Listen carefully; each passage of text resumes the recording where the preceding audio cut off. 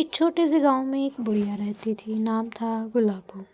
उसकी उम्र तो ज़्यादा नहीं थी, पर लालच उससे भी ज़्यादा पुराना था। वो हमेशा कहती, थोड़ा और मिल जाए तो मैं खुश हो जाऊं। गांव वाले उसे मजाक में कहते, लालची बुढ़िया। गुलाबो के पास पहले ही 2 गायें, एक पक्का मकान और कुछ ज़मीन थी। फिर भी उसे चैन नहीं था। वो रोज़ भगवान से मांगती, हे भगवान, मुझे बस थोड़ा और दे दे, फिर मैं कुछ नहीं मांगूंगी।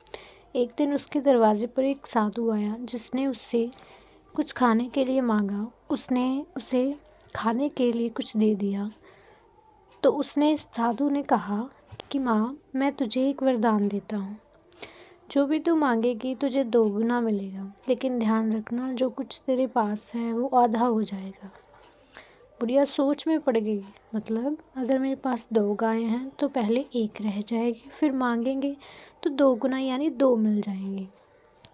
साधु बोला, हाँ, लेकिन हर बार पहले आधा कम होगा। बुढ़िया बोली, ठीक है बाबा, वरदान दे दो। अब लालच शुरू हुआ। उसने पहले सोना मांगा, आधा चला गया, लेकिन जो बचा उसका 2 गुना हो गया। फिर खेत मांगे, आधा गया, 2 गुना मिला। फिर घर मांगा, फिर कपड़े, फिर गहने। धीरे धीरे लालच इतना बढ़ गया कि वो रोज़ कुछ ना कुछ मांगने लगी। हर बार आधा घटता और फिर बढ़ता। एक दिन उसने कहा, भगवान, अब मैं अमर होना चाहती हूँ। अचानक तेज हवा चली, आसमान गूंजा।